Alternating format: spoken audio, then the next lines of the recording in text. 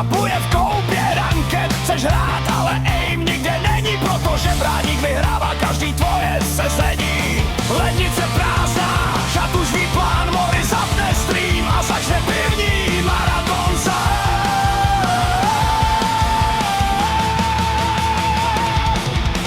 Mori zase chlastá braníka, na streamu jede jen pivní muzika. Mori zase chlastá braníka, skill jde dolů a pěna lítá vysoko.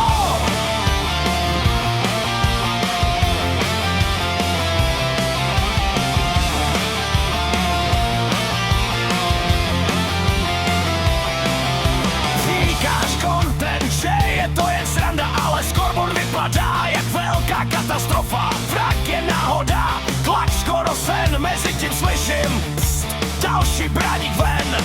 Tě čeká highlight, nějaký velký play, místo toho vidí jen pivní gameplay. Tak zkus jednou stream bez pivního tónu, třeba pak najdeš aim a nejen cestu k chlazáku.